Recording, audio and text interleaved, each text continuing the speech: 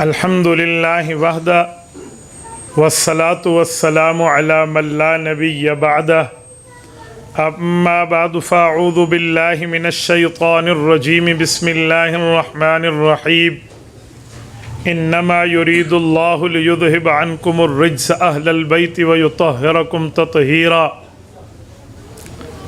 عن ابی ہریرہ رضی اللہ تعالی عنہ قال قال رسول اللہ صلی اللہ علیہ وسلم الحسن والحسین سیدا شباب اہل الجنہ، رواہ الامام الہمام الاحمد فی مسندہ۔ صدق اللہ العظیم وبلغنا رسولہ النبی الامی الکریم ونحن علی ذلک لمن الشاہدین والشاکرین والحمد للہ رب العالمین۔ معزز دوستو، آج 22 فروری 2023 بروز بدھ ہے، بمطابق 2 شعبان المعظم سن 1444 ہجری اپنی آب و تاب سے شروع ہے۔ آج کا دن تو 1 شعبان کا تھا، لیکن سورج کے غروب ہونے کے بعد 2 شعبان شروع ہو چکی ہے، اور آپ اور ہم یہ ساری بات جانتے ہیں کہ رسالت مآب علیہ السلام کے 4 بیٹیوں میں چوتھی بیٹی کے چہیتے نواسے حضرت امام حسین رضی اللہ تعالیٰ عنہ کی پیدائش 4 شعبان سن 4 ہجری کو ہے، یعنی آج سے ٹھیک 2 دن بعد حضرت امام حسین رضی اللہ تعالیٰ عنہ کی پیدائش کو 1440 سال گزر چکے ہوں گے۔ میں نے اسی مناسبت سے مولانا خرم صاحب کی خدمت میں یہ بات کی تھی کہ آپ ختم القرآن کی تقریب بچوں کی مبارکبادی کے طور پہ رکھ رہے ہیں، جن خوش نصیب لوگوں نے اپنے سینے میں قرآن کریم کو جمع کیا ہے، تو اللہ انہیں بھی مبارک فرمائے۔ عظمت قرآن پر تو گفتگو ہوتی ہی رہتی ہے، اس عنوان پہ گفتگو کریں جس عنوان پہ گفتگو عام طور پہ نہیں ہوتی۔ ہم نے اسی لیے آج کی کانفرنس کا نام رکھا ولادت سیدنا امام حسین کانفرنس رضی اللہ۔ آپ نے سنا ہوگا کہ شہادت امام حسین کانفرنس تو بڑیاں ہوتی ہیں، بڑی شہادت پہ گفتگو بھی ہوتی ہے، شہادت منائی سنائی بیان بھی کی جاتی ہے، لیکن ولادت کے بارے میں خاموشی ہے۔ میں چاہوں گا آپ کی خدمت میں حضرت امام حسین رضی اللہ تعالیٰ عنہ کی زندگی کے ان گوشوں کو ذکر کروں جو عام طور پہ نہیں کیا جاتا۔ آپ نے دیکھا ہے عام طور پہ 2 باتیں حضرت امام حسین رضی اللہ عنہ کے بارے میں کی جاتی ہیں کہ ان کا بچپن کیسے تھا اور ان کی شہادت کیسے تھی۔ میں پوچھتا ہوں، بچپن تو 10 سال 8 سال پہ ختم ہو جاتا ہے، حضرت امام حسین کی جو شہادت ہے وہ 58 سال کی عمر میں ہے۔ یہ جو درمیان کے 50 سال ہیں، آدھی صدی، اس بارے میں حضرت حسین کی سیرت بیان کیوں نہیں کی جاتی؟ بچپن سناتے ہیں، شہادت سناتے ہیں، درمیان کی نصف صدی حضرت امام حسین رضی اللہ عنہ کی زندگی ہے۔ اس 50 سالوں میں حضرت حسین رضی اللہ تعالیٰ عنہ کا ایک مدبرانہ کردار ہے، ایک مجاہدانہ کریکٹر ہے، ایک واعظانہ ان کی زندگی کے بہت سے پہلو ہیں، اس پہلوؤں کو اجاگر کیوں نہیں کیا جاتا؟ دراصل مسئلہ یہ ہے کہ جس معاملے کی بنیاد جھوٹ پہ ہونا، تو پھر سچ کی طرف لوگ بات کم ہی کرتے ہیں کہ اگر حقیقت کھل گئی تو کئی رازوں سے پردہ اٹھ جائے گا، اور جب کئی رازوں سے پردہ اٹھ گیا تو جو جھوٹی باتیں بندوں نے مذہب میں داخل کی ہوتی ہیں ان کی کلی کھل جاتی ہے۔ اس لیے پیدائش سناؤ اور شہادت سناؤ، درمیان کی زندگی پی لو۔ اور یہ بات ذہن میں رکھیں کہ حقیقت چھپ نہیں سکتی بناوٹ کے اصولوں سے، خوشبو آ نہیں سکتی کبھی کاغذ کے پھولوں سے۔ حقیقت حقیقت ہے، اور حقیقت نکھر کے آتی ہے۔ تو میں چاہوں گا آپ کی خدمت میں حضرت حسین کی پیدائش بھی ذکر کروں، اور ان کے لڑکپن کی بات بھی ذکر کروں، اور ان کے جوانی کے حالات بھی ذکر کروں۔ شہادت پر تو مستقل بیانات ہوتے ہیں، لیکن اس مرتبہ حضرت حسین کی ولادت اور ان کی جوانی کی زندگی پر باتیں کریں گے۔ سب سے پہلی اور بنیادی بات، حضرت امام حسین رضی اللہ تعالیٰ عنہ کی پیدائش سن 4 ہجری میں ہے۔ کیا مطلب؟ جب رسالت مآب علیہ الصلوۃ والسلام کی ہجرت کو 4 سال گزر گئے تھے، اس سے پتہ چلا نبی پاک صلی اللہ علیہ وسلم کی عمر مبارک 56 سال ہو چکی تھی جب حضرت امام حسین پیدا ہوئے ہیں۔ تو آپ اندازہ لگا لیں کہ رسالت مآب کی کل عمر 63 سال ہے، تو حضرت حسین نے اپنے نانا جان کے ساتھ 6 ساڑھے 6 سال 7 سال کا زمانہ گزارا۔ حضرت امام حسین کا پیدائشی نام حسین نہیں ہے، بلکہ امام حسین رضی اللہ تعالیٰ عنہ کا پیدائشی نام حرب ہے۔ حرب کہتے ہیں دلیر، نڈر، شجاع، بہادر انسان، اسے حرب کہتے ہیں۔ فائٹنگ مین، جو جنگ کرنا اور دشمن سے ٹکر دینا جانتا ہو۔ یہ نام حضرت حسین کا پیدائشی کیوں رکھا گیا تھا؟ حضرت علی المرتضیٰ رضی اللہ تعالیٰ عنہ کا لقب ہے اسد اللہ الغالب، اللہ کا شیر ہے جو ہمیشہ غالب ہوتا ہے، اور حضرت علی المرتضیٰ میدان کارزار کے آدمی ہیں، حضرت علی المرتضیٰ مجاہد آدمی ہیں، حضرت علی المرتضیٰ کی زندگی جہاد میں گزری ہے، تو اس لیے اپنے بیٹے کا نام بھی جہادی نام رکھا۔ اس نام رکھنے میں نہ کوئی حرج تھا، نہ کوئی غلطی تھی، نہ کوئی خطا تھی، لیکن رسالت مآب علیہ الصلوۃ والسلام نے اس نام کو بدلا اور نام حسین رکھا۔ حضرت علی نے نام رکھا تھا، اس کا یہ مطلب نہیں ہے کہ وہ نام غلط تھا۔ حضرت علی المرتضیٰ نے وہ نام اپنے ذہن کے مطابق رکھا تھا، اور جو پیش نظر رسول اللہ صلی اللہ علیہ وسلم کے بعد تھی وہ حضرت علی المرتضیٰ کے سامنے نہیں تھی۔ حضرت علی المرتضیٰ نبی تو نہیں ہے نا، حضرت علی المرتضیٰ کے پاس بطور نبوت آسمان سے خبریں جبرائیل تو نہیں لاتا، رسول اللہ صلی اللہ علیہ وسلم کے پاس تو جبرائیل امین آسمان سے خبریں لاتے۔ تو حضرت علی نے نام رکھا، حرب نام رکھا، بالکل ٹھیک رکھا، لیکن رسول اللہ کے پاس خبر آ چکی تھی۔ حدیث پاک میں آپ کی خدمت میں رکھنے لگا ہوں، الادب المفرد کے اندر امام بخاری رحمۃ اللہ علیہ نے اس حدیث پاک کو ذکر کیا ہے کہ حضرت رسول اللہ نے فرمایا لا بل ہوا حسین، ان کا نام حسین ہوگا۔ فرمایا کیوں؟ کہا علی آپ کے 3 بیٹے ہیں، آپ نے پہلے کا نام بھی حرب رکھا، میں نے بدل کے حسن رکھا، آپ کا دوسرا بیٹا آپ نے حرب رکھا، میں نے نام بدل کے حسین رکھا۔ یہ بات تیسرے بیٹے کے وقت بتائی جب حضرت علی نے تیسرے بیٹے کا نام حرب رکھا، حضور پاک علیہ الصلوۃ والسلام نے بدل کے محسن رکھا۔ فرمایا وجہ؟ کہا وجہ یہ ہے کہ تیری اور میری نسبت ہے، حضرت موسیٰ علیہ الصلوۃ والسلام کی نسبت حضرت ہارون علیہ الصلوۃ والسلام سے بھائیوں والی تھی، تو علی تیری میری نسبت بھی بھائیوں والی ہے، تو میرے لیے ایسے ہے جیسے حضرت موسیٰ علیہ الصلوۃ والسلام کے لیے حضرت ہارون تھے۔ حضرت ہارون کے 3 بیٹے تھے، ایک کا نام شبر ہے، ایک شبیر ہے، ایک مشبر ہے۔ تو آسمانوں پہ رب کریم نے 3 نام میری نسبت میں بھی رکھے ہوئے تھے جو اللہ تعالیٰ میرے نواسوں میں خاص نواسوں کو عطا فرمائے گا۔ ایک کا نام حسن ہے، ایک کا نام حسین ہے، ایک کا نام محسن ہے۔ حضرت علی المرتضیٰ کے سامنے جنگی میدان تھا، رسول اللہ کے سامنے عرش کی خبریں تھیں، اس وجہ سے اس نام کو بدل دیا گیا۔ حضرت امام حسین رضی اللہ تعالیٰ عنہ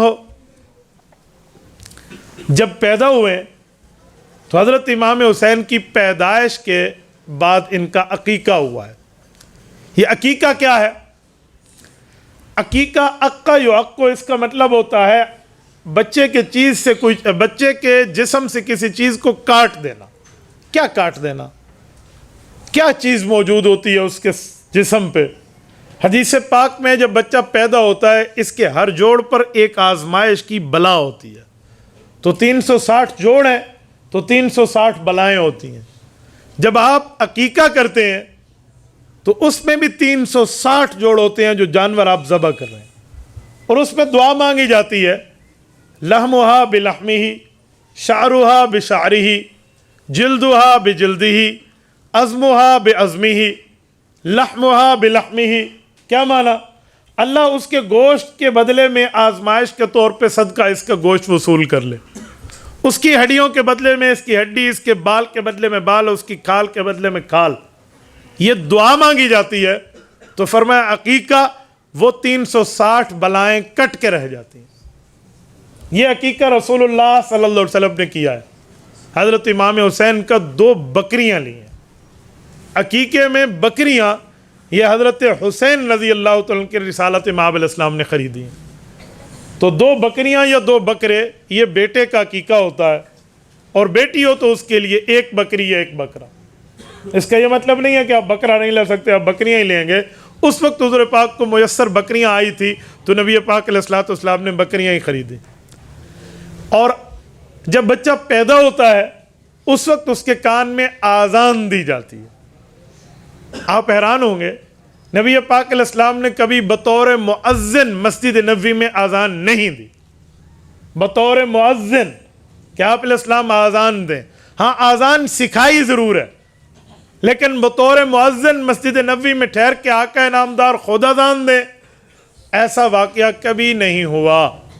لیکن امام حسن اور امام حسین رضی اللہ تعالیٰ عنہما کی پیدائش پر آقا نامدار صلی اللہ علیہ وسلم نے ان کے کان میں خود اذان دی ہے، رسالت مآب علیہ الصلوۃ والسلام۔ یہ مستدرک علی الصحیحین میں حدیث پاک موجود ہے۔ حضرت عبید اللہ بن ابی رافع رضی اللہ تعالیٰ عنہ فرماتے ہیں اذن النبی صلی اللہ علیہ وسلم فی اذن الحسین حین ولدتہ فاطمہ رضی اللہ تعالیٰ عنہ، کہ جس وقت حضرت فاطمہ الزہرا رضی اللہ تعالیٰ عنہ کے بطن مبارک حضرت حسین پیدا ہوئے تو رسالت مآب علیہ الصلوۃ والسلام نے ان کے کان میں اذان دی۔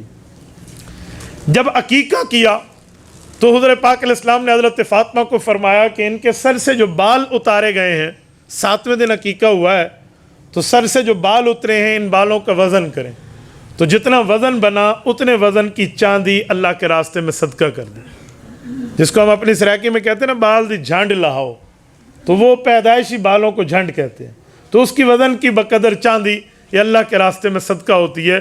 یہ نبی پاک علیہ الصلوۃ والسلام نے حضرت حسین رضی اللہ تعالیٰ عنہ کی پیدائش کے اوپر یہ صدقہ فرمایا۔ اچھا، حضرت حسین کے ساتھ اور حضرت امام حسن کے ساتھ حضور پاک علیہ الصلوۃ والسلام کی بڑی محبت کے واقعات ہیں۔ میں چاہوں گا میں اس میں حضرت حسین کو ٹچ کروں کیونکہ عنوان حضرت حسین ہے، تو میں سنن ترمذی سے آپ کی خدمت میں ایک حدیث پاک ذکر کرنے لگا ہوں حضرت اسامہ بن زید رضی اللہ عنہ۔ حضرت اسامہ بن زید یہ حضرت زید ابن حارثہ کے بیٹے ہیں، اور زید ابن حارثہ وہ خوش قسمت صحابی ہیں جن کا نام قرآن کریم کی آیت بن کے اترا ہے۔ 22واں پارہ سورت نمبر 33 سورت احزاب پارے کا 2 صفحہ، فلما قضا زید منہا، یہ لفظ زید ابن حارثہ کا نام ہے، تو یہ ان کے بیٹے ہیں اسامہ بن زید۔ ان کو کہا جاتا تھا وکان حب رسول اللہ صلی اللہ علیہ وسلم، یہ اسامہ جو زید کا بیٹا ہے یہ نبی پاک علیہ السلام کی محبت ہے۔ کیوں کہا جاتا؟ 2 وجہ سے۔ ایک وجہ تو یہ کہ حضرت حسین رضی اللہ حضرت اسامہ رضی اللہ تعالیٰ عنہ رسول پاک صلی اللہ علیہ وآلہ وسلم کے بیٹے کے بیٹے ہیں، کیونکہ حضرت زید کو حضور پاک نے اپنا منہ بولا بیٹا بنایا تھا۔ بعد میں حکم آیا کہ آپ ان کی ولدیت چینج نہیں کر سکتے، منہ بولا بیٹا آپ ضرور رکھیے، تو ولدیت زید ابن حارثہ ہی رہی۔ پہلے تو زید ابن محمد کہا جانے لگا، لیکن حضرت زید کے ساتھ محبت والا حضور کا تعلق رہا، تو بیٹے کا بیٹا پوتا بنانا، تو ایک تو نسبت نبی پاک علیہ الصلوۃ والسلام سے یہ ہے کہ یہ منہ بولے پوتے ہیں۔ دوسری وجہ یہ کہ ان کی جو اماں ہے حضرت زید ابن حارثہ کی بیوی، اس کا نام ہے ام ایمن، اصل نام ہے برکت۔ یہ جو ام ایمن ہے یہ حضرت آمنہ رضی اللہ تعالیٰ عنہ حضور پاک کی اماں جان کی خادمہ ہیں، اور انہوں نے بچپن میں حضرت رسول اللہ صلی اللہ علیہ وسلم کے ساتھ بڑی محبت کا تعلق گزارا ہے، تو اس وجہ سے بھی حضرت اسامہ کے ساتھ حضور کا پیار تھا۔ جب نبی اقدس صلی اللہ علیہ وسلم کا انتقال ہوا، حضرت اماں آمنہ کا انتقال ہوا تو ام ایمن ساتھ تھی۔ حضور پاک علیہ السلام کی عمر 7واں سال شروع تھی، 6 سال پورے تھے، تو ام ایمن حضور کو لے کر مکہ آئی تھی، تو یہ حضرت زید کی بیوی اور اسامہ کی والدہ ہے، تو یہ دوسری وجہ ہے محبت کی، تو اس وجہ سے حضرت اسامہ کا بڑا مقام تھا۔ یہ فرماتے ہیں میں کسی کام کے سلسلے میں رات کو اللہ کے رسول کے گھر گیا، حضور پاک علیہ السلام گھر سے باہر آئے تو یوں چادر لپیٹی ہوئی تھی، چادر اس انداز میں کہ اس چادر کے اندر کوئی چیز، کوئی گٹھڑی ہے. کہتے ہیں میں تو اپنے کام سے گیا تھا جو حضور پاک علیہ السلام نے میرے ذمہ لگایا، جا کر وہ ساری بات سنا دی، لیکن میں گھڑی کو دیکھتا رہا کہ حضور پاک علیہ السلام یہ گھڑی اٹھا کر چادر میں باہر کیا لائے ہیں. لیکن بات اتنی ضروری تھی کہ اس دوران میں یہ پوچھ نہ سکا کہ یا رسول اللہ آپ کے ہاتھ میں کیا ہے. کہتے چلتا رہا. جب بات پوری ہو گئی اور میرا کام پورا ہو گیا تو آخر میں نے کہا یا رسول اللہ آپ گٹھڑی اٹھا کے دونوں ہاتھوں سے لائے ہیں، یہ کیا ہے؟ کہتے حضور پاک علیہ السلام نے فرمایا تجھے دکھاؤں؟ میں نے عرض کیا رسول اللہ ضرور دکھائیں. فکشفہ رسول اللہ صلی اللہ علیہ وسلم، حضور پاک علیہ السلام نے اس گٹھڑی سے کپڑے ہٹائے. فیضا ہوا حسن و حسین، اس گٹھڑی میں دونوں بھائی حضرت حسن اور حسین رسول اللہ کے ہاتھوں میں اوپر کپڑے کو پڑا ہوا تھا. تو دونوں کہتے جب میں نے انہیں دیکھا میں یا رسول اللہ یہ آپ کے نواسے، آپ انہیں اپنے ساتھ یوں چپکا کے لائے؟ فرمایا جی ہاں، ہاذان ابنایا، یہ دونوں میری بیٹی کے بیٹے میرے بیٹے ہیں. وابنتا ابنتی، اور یہ وابنا ابنتی تو میری بیٹی کے بھی بیٹے ہیں نا، میرے نواسے ہیں، یعنی میری نسل ہے. اور کہتے ہیں بات کر کے نبی پاک علیہ السلام نے دعا شروع کی اور فرمایا اللہم انی احبہما، اے اللہ تو گواہ رہنا مجھے ان دو نواسوں سے بڑا پیار ہے. فاحبہما، اللہ تیرے نبی کی خواہش یہ ہے کہ تو بھی میرے نواسوں سے پیار کر. واحب من یحبہما، اور قیامت تک جو ان سے پیار کرے اللہ آپ بھی ان سے پیار رکھیو. یہ نبی پاک علیہ السلام کی دعا حضرت امام حسین رضی اللہ تعالیٰ عنہ کے ساتھ. اب توجہ رکھ لیں، نبی پاک علیہ السلام نے حضرت حسین رضی اللہ تعالیٰ عنہ کے ساتھ ایک اور بھی محبت کی بات کا واقعہ یہ بھی صحابہ کرام نے پیش کیا ہے. حضرت یعلا بن مرہ ثقفی رضی اللہ تعالیٰ عنہ صحابی ہیں، اور یہ حدیث پاک کی کتاب المستدرک علی الصحیحین. وہ فرماتے نبی پاک علیہ السلام کی ایک صحابی نے دعوت کی اور اللہ کے رسول اس دعوت پہ تشریف لے جا رہے تھے، اور نبی پاک علیہ السلام امام القوم تھے تو آگے آگے حضور پاک تھے، پیچھے پیچھے ہم سب چل رہے تھے. حضرت علی المرتضیٰ کے گھر سے یوں گزر ہوا تو حضرت حسین رضی اللہ عنہ یلعب مع الغلمان، بچوں کے ساتھ بطور ایک بچہ گلی میں کھیل رہے تھے. کھیلتے ہوئے نبی پاک علیہ السلام نے ان کو دیکھا تو کہتے ہیں آپ علیہ السلام نے چاہت کی کہ میں اس کو جا کے پکڑ لوں، لیکن وہ بچے تھے نا، تو حضرت حسین رضی اللہ تعالیٰ نے بھاگنا شروع کیا. آپ احادیث پاک کے لفظ دیکھیں، وہ کہتے ہیں نبی پاک علیہ السلام نے فَأَرَادَ أَن يَأْخُذَهُ، انہیں پکڑنا چاہا. فَطَفِقَ الصَّبِيُّ يَفِرُّ ہاں ہونا وہاں ہونا وہاں ہونا، کبھی ادھر کبھی ادھر کبھی ادھر. حضرت حسین رضی اللہ نے بھاگنا شروع کیا. کہتے جب ایک طرف بھاگے اور دوسری طرف بھاگے تو آپ علیہ السلام حضرت حسین رضی اللہ کے سائے کی سمجھ گئے کہ یہ اتنا جلدی ہاتھ میں آنے والا نہیں ہے. تو نبی پاک علیہ السلام نے وَهُوَ يُضَاحِكُهُ، حضور پاک علیہ السلام نے بھی یہی طرز اختیار کیا، آ جاؤ بیٹا. وہ قریب آتے تو حضور چھوڑ دیتے تاکہ انہیں یہ یقین ہو جائے کہ نانا جان پکڑ نہیں رہے. پھر وہ قریب آتے تو آپ علیہ السلام یضاحک، ان سے مذاق کرتے یوں کر کے جو چھوڑ دیتے. جس وقت حضرت حسین کو یہ یقین ہو گیا نا کہ اب نانا جان پکڑتے نہیں ہیں تو وہ قریب آئے تو کہتے ہیں آپ علیہ السلام نے پکڑ لیا اور ان کا بوسہ لیا. یہ محبت نبی پاک علیہ السلام کی ان سے ہے، اور نبی پاک علیہ السلام نے ان سے پیار کیا، اور پیار کرنے کے بعد حضور پاک علیہ السلام نے ان کے ساتھ محبت کے بارے میں دعا دی، جس دعا کو صحابہ نے نقل کیا ہے. آگے چلیے، حضرت حسین رضی اللہ تعالیٰ عنہ کے ساتھ نبی پاک علیہ السلام کی محبت کے ایک میں مزید واقعہ ذکر کرنے لگا ہوں. یہ حضرت عبداللہ بن شداد رضی اللہ تعالیٰ عنہ صحابی ہیں، وہ روایت نقل کرتے ہیں مستدرک علی الصحیحین سے. وہ فرماتے ہیں نبی پاک علیہ السلام کے ساتھ میں نے ایک نماز پڑھی. کہتے ہیں اب مجھے یاد نہیں ہے وہ ظہر تھی یا عصر تھی، لیکن 4 رکعتوں والی ایک نماز تھی. اس نماز میں نبی پاک علیہ السلام کے ساتھ آ کر ٹھہرنے لگا تو حضور پاک علیہ السلام نے حضرت حسن اور حسین میں سے کسی ایک کو اپنے ساتھ چادر میں اٹھایا ہوا تھا. نماز کا وقت ہو گیا تو جماعت میں اللہ کے رسول آئے اور انہیں اپنے دائیں پاؤں کے ساتھ بٹھایا اور نبی پاک علیہ السلام نماز شروع فرما دی. اس صحابی کی بھی اتنی عمر نہیں ہے، یہ بھی اپنے بچپنے کی بات ذکر کر رہے ہیں. کہتے ہیں نماز شروع ہو گئی، نبی پاک علیہ السلام نے قیام فرمایا. قیام کے بعد نبی پاک علیہ السلام نے رکوع کیا، رکوع کے بعد قوما سمع اللہ لمن حمدہ، پھر اس کے بعد حضور پاک علیہ السلام سجدے میں تشریف لے گئے. جب سجدے میں گئے تو اتنا لمبا سجدہ کہ سر اٹھانے کا گویا نام ہی نہیں لے رہے. فسجد رسول اللہ صلی اللہ علیہ وسلم سجدتاً اطالہا، بڑا طویل سجدہ فرمایا. یہ کہتے ہیں، یہ بھی اب اپنا بچپنا ہی ذکر کر رہے ہیں، کہتے ہیں میں نے بھی سجدہ رکھا ہوا تھا زمین پہ، لیکن مجھے عجیب بات محسوس ہونے لگی، اتنا لمبا سجدہ تو کبھی نہیں کیا. کہتے ہیں میں نے نماز کے دوران سر اٹھایا اور سر اٹھا کے دیکھوں اللہ کے رسول کو، امام کو، یہ کیا کر رہے ہیں. کہتے جب میں نے سر اٹھایا نا اور میں نے نبی پاک علیہ السلام کو دیکھا تو وہی نواسا جو حضور پاک علیہ السلام نے اپنے ساتھ بٹھایا تھا وہ نبی پاک علیہ السلام کی کمر مبارک پہ سوار ہے، اور حضور پاک علیہ السلام کی کمر پہ سوار اور گردن کے اوپر جھکا ہوا ہے. اسی وجہ سے نبی پاک علیہ السلام سجدہ لمبا کیے ہوئے ہیں اور اپنے سجدے کو چھوڑ نہیں رہے. کہتے ہیں میں نے بھی دوبارہ سر سجدے میں رکھ لیا، دیکھ تو لیا لیکن سر سجدے میں رکھ لیا.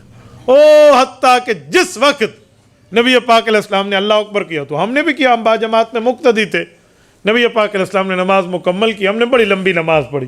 نماز کے بعد نبی پاک صلی اللہ علیہ وسلم کی خدمت میں عرض کیا کہ لقد سجدت فی صلاتک ھذہ سجدۃ ما کنت تسجد. یا رسول اللہ ایسا لمبا سجدہ تو آج تک آپ نے نہیں کیا، اس دفعہ آپ نے بڑا لمبا سجدہ کیا. تو جن نے پوچھا وہ تو سچے تھے نا، بھی مسئلہ کیا ہے، یہ تو دیکھ چکے تھے، اس لیے یہ خاموش رہے کہ بات ہوتی کیا ہے، تاکہ میں بھی اپنی نماز کے بارے میں مسئلہ پوچھ لوں اور یہ بھی وضاحت ہو جائے کہ آپ علیہ السلام کیا ارشاد فرماتے ہیں. کہتے ہیں نبی پاک علیہ السلام سے ایک صحابی نے یوں پوچھا، ایک اور آئے، انہوں نے پوچھا یا رسول اللہ افشیء امرت بہ او کان یوحی الیک، کوئی معاملہ ہوا، کوئی نماز میں کوئی تکلیف یا کچھ معاملہ تھا یا کوئی وحی اتر رہی تھی، کوئی اللہ کی طرف سے قرآن کی آیات. مختلف سوالات آ گئے نبی پاک علیہ السلام. حضور پاک علیہ السلام نے سب کچھ سنا اور فرمایا کل ذالک لم یکن، ایسا کچھ بھی نہیں تھا جو آپ باتیں پوچھ رہے ہیں، ایسا کوئی معاملہ نہیں تھا. ولیکن ابنی، لیکن یہ جو میرا بیٹا ہے نا، اپنے نواسے کی طرف فرمایا، حضرت حسین حضرت حسن کی طرف فرمایا، اس کو فکر ہو گئی تھی میرے بارے میں تو میری کمر پہ سوار ہو گیا. فکرہت ان اعجلہ، اور مجھے اچھا نہ لگا کہ جب تک یہ بچہ میری کمر پہ بیٹھا ہے اسے پہلے اٹھا لوں اور اللہ اکبر کر لوں. نہیں، میں نے اس کے اترنے کا انتظار کیا اور میں نے تسبیحات لمبی کر دی، یہ خود اترا، اس کے بعد میں نے اللہ اکبر کیا. یہ نبی پاک علیہ السلام کی محبت، اور خالی محبت نہیں ہے، یہ محبت کی انتہا ہے، یہ محبت کی پیک ہے نبی پاک صلی اللہ علیہ وسلم کی. تو حضور اکرم صلی اللہ علیہ وسلم کی ان کے ساتھ اس طرح محبت کے واقعات ہیں. یہ تو ہے حضرت حسین رضی اللہ عنہ بچپن. تھوڑا آگے ہیں، حضرت حسین کے بارے میں قرآن کریم کیا کہتا ہے. کل عمر نبی پاک علیہ السلام کے ساتھ ان کی 6-7 سال گزری ہے. کیا اس عرصے میں قرآن کریم نے بھی ان کا کوئی ذکر کیا ہے، ان کا کوئی تذکرہ کیا ہے؟ یقین مانیے میرے پاس 5 سے 6 مقامات ہیں جو میں آپ کی خدمت میں پیش کر سکتا ہوں. یہ آیات ہے، یہ آیات ہے، یہ آیات ہے، لیکن پھر اس کی تشریحات میں ٹائم لمبا جائے گا. میں وقت دیکھتا ہوں، اگر 3 کر سکا تو میں کر لوں گا، لیکن پہلا بھی اتنا تفصیلی واقعہ ہے جو شاید آپ کی خدمت میں پورا کرتے کرتے میں اس آیت کی پوری تشریح کر لوں. جو آیات کریمہ میں نے خطبے میں پڑھی ہے، یہ سورت نمبر 33 سورت احزاب ہے، اور اتفاق سے سورت نمبر بھی 33 ہے، آیت نمبر بھی 33 ہے. اسے آیت اہل بیت کہتے ہیں. یہ آیت نبی پاک صلی اللہ علیہ وسلم پہ اتری ہے. اب توجہ رکھنا، میں اس آیت کی تشریح پیش کرنے لگا ہوں. پہلے آیت سن لیں، ترجمہ سن لیں، پھر اس کی تفسیر ذکر کرتا ہوں.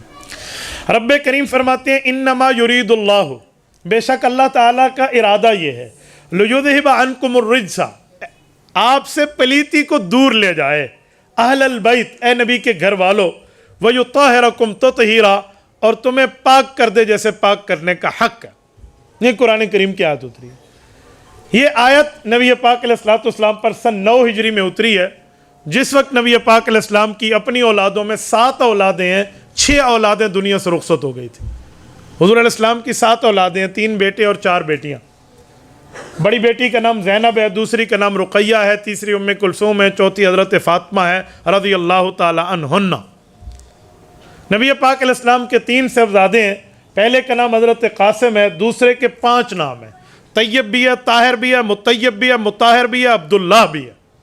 5 نام اسی لیے ہیں کہ یہ اعلان نبوت کے بعد پیدا ہوئے ہیں. تو طیب، طاہر، مطیب، مطہر، عبداللہ کا مطلب کہ انہیں شرک سے پاک زمانے میں پیدا اللہ نے کیا ہے. اور نبی پاک علیہ السلام کے تیسرے بیٹے ہیں ابراہیم. تو یہ 3 بیٹے ہیں، تو یہ 7 اولادیں ہوئیں. یہ آیت اس وقت اتری جب 6 اولادیں نبی پاک کی دنیا سے رخصت ہو گئی تھی. ایک سیدہ کائنات حضرت اماں فاطمہ الزہرا رضی اللہ تعالی عنہ اس دھرتی پہ زندہ سلامت ہیں، اور اتفاق کی بات کہ یہ واحد اولاد ہے رسول اللہ کے جو حضور پاک کے بعد دنیا سے رخصت ہوئی ہیں۔ باقی 6 کی 6 اولادوں کو نبی پاک علیہ الصلوۃ والسلام کی زندگی میں دنیا سے رخصت ہونا پڑا ہے۔ حضرت اماں فاطمہ رضی اللہ عنہ اس وقت دھرتی پر سلامت موجود تھی۔ جب یہ آیت اتری تو اس آیت میں اہل بیت کی عزت بتائی گئی۔ حضور پاک صلی اللہ علیہ وسلم نے چاہت کی کہ میں اپنی اولاد کی اولاد کو بھی بلواؤں، تو حضرت علی، حضرت فاطمہ، حضرت حسن، حضرت حسین کو بلوایا، ان پر اللہ کے رسول نے چادر رکھی۔ جامع ترمذی میں بھی ہے اور صحیح مسلم میں حدیث ہے، اور یہ حدیث اماں جان عائشہ رضی اللہ عنہ کی ہے۔ وہ روایت فرماتی ہیں کہ حضور پاک نے ان پہ چادر رکھی اور دعا کی، اللہم ہؤلاء اہل بیتی فتطہرہم تطہیرا، میرے مولا یہ بھی میری اہل بیت ہیں، ان کو بھی پاک کر دے۔ نبی پاک نے ان پہ چادر رکھی۔ جب یہ آیت اتری تھی تو اہل بیت کہہ دیا گیا تھا، اب دوبارہ دعا کرنے کی ضرورت کیا تھی؟ یہ واقعہ ایک سوال پر کھلا۔ یہ کیسے کھلا؟ جس گھر میں حضور پاک موجود تھے وہ حضرت ام المؤمنین ام سلمہ رضی اللہ عنہ کا گھر تھا، حضور پاک کی بیوی ام المؤمنین۔ حضرت ام سلمہ کہتی ہیں جب چادر رکھ کے حضور پاک میرے ہی گھر میں دعا کر رہے تھے حضرت حسن، حضرت حسین، حضرت فاطمہ، حضرت علی رضی اللہ عنہم کے لیے، تو فجذبہ من زاویہ، میں نے ایک کونے کو اٹھایا، لأنی ادخل معہم، کہ اس چادر میں میں بھی داخل ہو جاؤں، میں بھی دعا کا حصہ بن جاؤں۔ کہتے ہیں حضور پاک علیہ السلام نے ایک جملہ فرمایا انتی علی مکانک انتی علی خیر، فرمایا ام سلمہ تو اپنی جگہ اہل بیت بن چکی ہے، یعنی قرآن کی آیت تمہارے لیے اتر چکی ہے، نبی کی بیویاں اہل بیت ہو چکی ہیں، اب میں اپنی اولاد کے لیے دعا کر رہا ہوں۔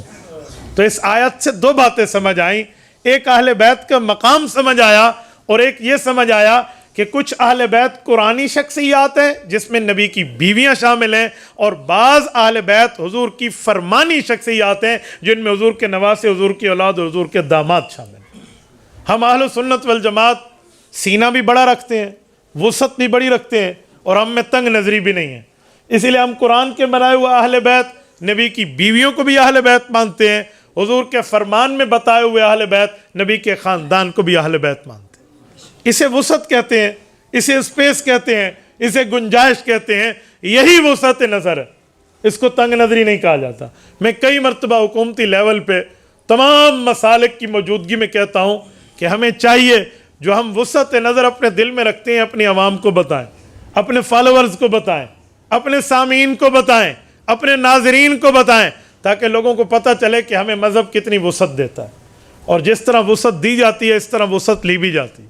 دیکھو ہم اہل سنت والجماعت کتنے وسیع النظر ہیں کہ ہم میں صحابہ کے نام بھی ہیں، ہم میں اہل بیت کے نام بھی ہیں، ہمارے بچوں کے نام میں ابو بکر و عمر بھی ہے، ہمارے بچوں کے نام میں حسن اور حسین بھی ہے، ہماری خواتین کے نام میں عائشہ اور حفصہ بھی ہے، اور ہماری خواتین کے نام میں فاطمہ بھی ہے۔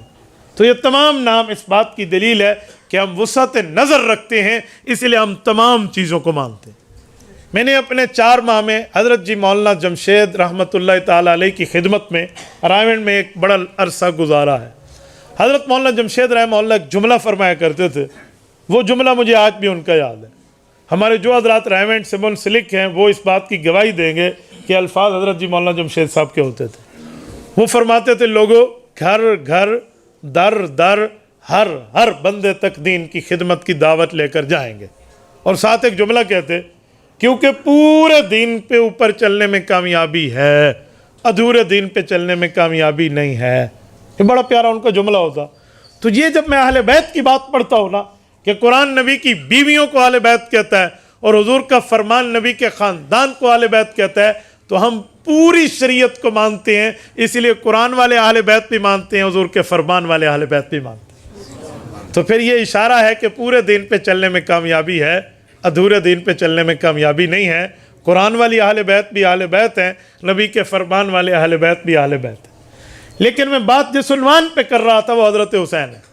تو یہ آیت کریمہ اہل بیت کے لیے اتری، نبی پاک نے اس کی وسعت میں مزید اس کی گنجائش میں مزید وسعت پیدا کر دی۔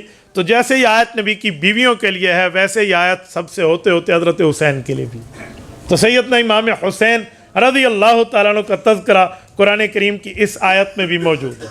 چلیں میں دوسری آیت بھی آپ کی خدمت میں کوٹ کیے دیتا ہوں دوسری آیت سورۃ الدہر کی ہے، اور سورۃ الدہر کی اس آیت کے اندر اللہ تعالیٰ نے ایک پوری تفصیل بیان کی ہے حضرت امام حسن اور امام حسین کی بیماری کے اوپر، پھر جو آیات کی رحمت اتری اس بارے میں ہوا یہ میرے سامنے حضرت علامہ علوسی رحمۃ اللہ علیہ کی تفسیر روح المعانی ہے، اور یہ تفسیر روح المعانی سورۃ الدہر کی آیت نمبر 8 کی تفسیر ہے، یہ میں آپ کی خدمت میں پیش کرنے لگا ہوں۔ یہ حضرت عبداللہ ابن عباس کی حدیث ہے۔ حضرت امام حسین اور امام حسن بیمار ہوئے، بچے تھے، چھوٹی عمر تھی۔ حضور پاک علیہ السلام حضرت ابو بکر، حضرت عمر اور باقی صحابہ رضی اللہ عنہم کو لے کر ان کی تیمار داری اور عیادت کے لیے تشریف لے گئے۔ جب وہاں پہنچے آپ علیہ السلام نے دعا کی، برکت کی، واپس آنے لگے تو حضرت ابو بکر عمر نے حضرت علی المرتضیٰ کے کان میں ایک سرگوشی کی، فرمایا علی اللہ بچوں کو صحت دے، ہم آئے بھی اس لیے تھے، لیکن اگر آپ ہماری بات مانیں، حضرت اماں فاطمہ کو بھی کہہ دیں تو انشاءاللہ تعالیٰ ان کو صحت دینے میں مزید جلدی ہو جائے گی۔ حضرت علی المرتضیٰ نے پوچھا فرمائیے کیا بات ہے؟ انہوں نے کہا اگر آپ منت کے 3 روزے رکھ لیں کہ اللہ ہم 3 روزے رکھ رہے ہیں، ہمارے دونوں بچوں کے بخار کو صحت میں تبدیل فرما دے تو اللہ تعالیٰ مزید جلدی کرم فرمائیں گے۔ حضرت ابو بکر عمر کی اس مشورے کے اوپر حضرت علی نے گھر میں جا کے بات کی اور سب نے اس کو بسر و چشم قبول کیا کہ حضرت ابو بکر عمر اجلہ شیخین، بڑے رتبے میں ہیں، صحابہ میں بڑا مقام ہے، تو ان کی بات کو رد نہ کیا جائے۔ حضرت علی نے بھی روزہ رکھا، امام حسن نے بھی خود روزہ رکھ لیا، حضرت امام حسین نے بھی رکھ لیا، حضرت فاطمہ نے بھی رکھ لیا، حضرت فضہ ان کی جاریہ ہے، ان کی باندھی ہیں، گھر میں خادمہ ہیں، انہوں نے بھی رکھ لیا، اور کہتے ہیں حضرت کمبر نے بھی رکھ لیا جو ان کے غلام ہیں حضرت علی کے۔ 5-6 افراد نے روزہ رکھا اور پانی سے روزہ رکھا، گھر میں اتنا کچھ کھانے کے لیے سحری میں میسر نہیں تھا۔ حضرت علی المرتضیٰ نے دن بھر مزدوری کی اور جو کچھ جو ملے شام کو لائے، اس کو پیسا حضرت اماں فاطمہ نے، اور 5-6 روٹیاں کل بنی جس میں کسی قسم کے کوئی حریرہ اور سالن کا ذکر نہیں آتا۔ یہ ایک ایک روٹی ایک ایک روزے دار کے سامنے ہے۔ ابھی اس افطاری کا وقت قریب ہے کہ دروازے پہ دستک ہوتی ہے اور آواز دینے والا کہتے ہیں انا یتیم من یتام المدینہ اطعمونی اطعمکم اللہ من موائد الجنہ۔ اے نبی کی اہل بیت، اے نبی کے گھر والو، میں مدینے کے یتیموں میں ایک یتیم ہوں، اگر تم میرے لیے کچھ کھانے کا بندوبست کر دو تو میں اللہ سے دعا کرتا ہوں رب تمہیں جنت کے دسترخوان سے سیراب فرما۔ اس کی آواز میں اتنا درد تھا، حضرت علی المرتضیٰ فرماتے ہیں مجھ سے رہا نہ گیا، اور میں نے روٹی اٹھائی، کہا بیٹا حسن یہ میری طرف سے روٹی جا کے اس فقیر کو دے دو، اور اپنا چہرے کا یہ تاثر ظاہر کیا کہ مجھے کوئی خاص بھوک نہیں ہے، حالانکہ روزہ رکھا تھا، پانی سے رکھا تھا، دن بھر کی مزدوری بھی تھی، لیکن اس لیے کہ شاید بیٹا دل نہ دکھے۔ اماں فاطمہ نے جاتے ہو کہا بیٹا اکیلا نہ جانا، روٹی میری بھی لیتے جانا۔ حضرت امام حسن نے 3ری روٹی اپنی بھی اس فقیر کے پلڑے میں ڈالی، 4تھی امام حسین نے ڈالی، 5ویں حضرت فضہ نے ڈالی، اور 6ٹھی روٹی غلام کمبر نے ڈالی کہ صدقات میں علی کے غلام بھی کسی کے پیچھے نہیں ہیں۔ یہ 6 روٹیاں لے کر وہ چلا گیا۔ میں کہتا ہوں وہ آیا نہیں تھا، وہ بھیجا گیا تھا۔ آگے جو جملہ ہے نا اس پر توجہ رکھنا۔ پانی سے افطاری ہو گئی، اگلا روزہ پانی سے رکھ لیا۔ حضرت علی المرتضیٰ اگلے دن مزدوری کے بعد وہاں سے کچھ جو لائے، یہی 6 روٹیاں بنی اور یہ سامنے، اور عین اس وقت پہ ایک صدا پھر لگتی ہے اور اس وقت فقیر تبدیل ہے۔ وہ کہتے ہیں انا مسکین من مساکین المدینہ، کل یتیم تھا آج مسکین ہے۔ کہتے ہیں میں مدینہ کے مسکینوں میں ایک مسکین ہوں۔ اطعمونی اطعمکم اللہ من موائد الجنہ، تم مجھے کھانا کھلاؤ گے رب تمہیں جنت کے کھانوں سے سیراب کرے گا۔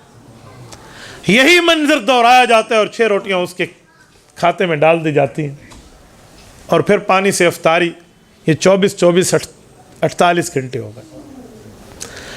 اب 3را روزہ ہے اور آخری روزہ ہے اور منت کا آخری روزہ ہے، اس پر بھی پانی سے روزہ رکھا جاتا ہے، اور پھر جو آتے ہیں اور پھر یہی منظر دہرایا جاتا ہے، اور پھر اس وقت آنے والا کہتا ہے انا اسیر من اسار المدینہ، میں مدینہ کے قیدیوں میں فلاں کسی غیر مسلم کے اندر ہاتھ میں قید ہوں، تو مجھے اگر کھانا کھلا دیں تو تمہیں رب جنت کے دسترخوان سے سیراب کرے گا۔ اب بھی یہ 6 روٹیاں اس کے کھاتے میں ڈال دی جاتی ہیں، اور یہ 72 گھنٹے ہو گئے ہیں 3 دن ہو گئے ہیں، 15 نمازیں حضور کے پیچھے ان بچوں نے بھی اور حضرت علی نے بھی پڑھی ہے، اس غلام نے بھی جا کے پڑھی ہیں، اور کبھی رسول اللہ کی خدمت میں جملہ نہیں کہا کہ آپ کے دین کا کلمہ پڑھنے کی وجہ سے اللہ نے آج ہمیں 3 دن سے معاملہ یہ رکھا۔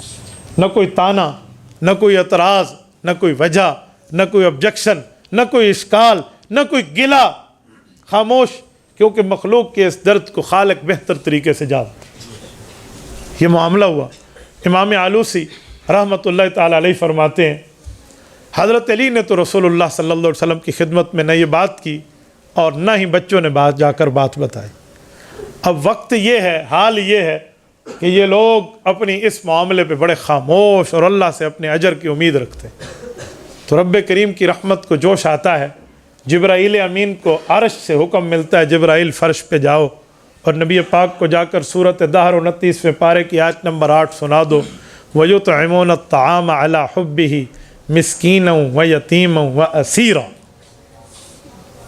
وہ 3 بندے جو آئے، ان تینوں کو پے در پہ رب نے ذکر فرمایا کہ اے نبی پاک، یہ آپ کے سامنے علی، فاطمہ، حسن، حسین، فضہ، قمبر رضی اللہ عنہم، یہ آپ کے اہل بیت اور اہل بیت کے خدام وہ لوگ ہیں، وَيُطْعِمُونَ الطَّعَامَ، جو کھانا کھلا رہے ہیں، عَلَىٰ حُبِّهِ، ریاکاری کے لیے نہیں، اللہ کی محبت پانے کے لیے، اللہ کی رضامندی پانے کے لیے، مسکینہ، ایک دن مسکین کو، یتیمہ، مسکین و یتیم و اسیرہ، اور ایک دن مسکین کو، ایک دن یتیم کو، اور ایک دن اسیر اور قیدی کو کھانا کھلا۔ یہ آیت اتری اور ان لوگوں کے 3 دن کی بھوک نہ رہی، خوشی اتنی ملی کہ رب نے ہمارے لیے وہ خوشخبری اتار دی ہے جو قیامت تک اللہ کے قرآن کا حصہ بن گئے۔ آج ان 6 بچوں نے قرآن کریم اپنے سینے میں رکھا ہے، تو یہ آیت اس قرآن کریم کا حصہ ہے۔ یہ آیت ہر سال رمضان میں تراویح میں آپ اور ہم پڑھیں گے، اور یہ مقام اور رتبہ اہل بیت نبی کا رب کریم کے قرآن میں ہوتا رہے گا، جن میں باقیوں کے ساتھ ساتھ ہمارے آج کے عنوان میں حضرت امام حسین رضی اللہ عنہ بھی شامل ہیں۔ تو یہ دوسری آیت ہے جو حضرت حسین رضی اللہ تعالیٰ عنہ کا مقام اور مرتبہ آپ کے اور میرے سامنے ذکر کر رہی ہے۔ تھوڑا آگے چلتے ہیں، حضرت امام حسین رضی اللہ تعالیٰ عنہ سے نبی پاک صلی اللہ علیہ وسلم کے ساتھ محبت، پیار، مودت کے واقعات میں 2-4 احادیث بھی پیش کیے دیتا ہوں۔ نبی پاک صلی اللہ علیہ وسلم کی چچی ہیں حضرت ام الفضل، لبابہ بنت حارث ان کا نام ہے، لبابہ بنت حارث، نبی پاک کی چچی حضرت عباس کی بیوی ام الفضل ان کا نام ہے، کنیت ہے، نام لبابہ ہے، عقل مند، لبابہ کا مطلب لب سے ہے، اولی الالباب، عقل والوں کو کہتے ہیں۔ یہ وہ عورت ہے جس کے لیے کہا گیا ہے انہا اسلمت اول فی الاسلام بعد خدیجہ رضی اللہ عنہا، کہ اس دھرتی پہ پہلی خاتون اماں خدیجۃ الکبریٰ ہیں جنہوں نے نبی پاک کا کلمہ پڑھ کے مشرف با اسلام ہوئی۔ ان کے بعد پہلے نمبر پہ کسی عورت نے کلمہ پڑھا تو حضور کی چچی حضرت لبابہ بنت حارث ام الفضل رضی اللہ عنہا، انہیں نبی پاک صلی اللہ علیہ وسلم کے ساتھ بڑا محبت کا زمانہ گزارا۔ یہ فرماتی ہیں میں نے خواب دیکھا اور خواب دیکھ کے میں ڈر گئی۔ خواب بڑی عجیب قسم کا خواب تھا اور یہ اس خواب کو نقل فرما رہی ہیں۔ توجہ رکھنا، یہ خواب مستدرک علی الصحیحین میں موجود ہے اور اس خواب کو امام حاکم رحمہ اللہ نے نقل فرمایا ہے۔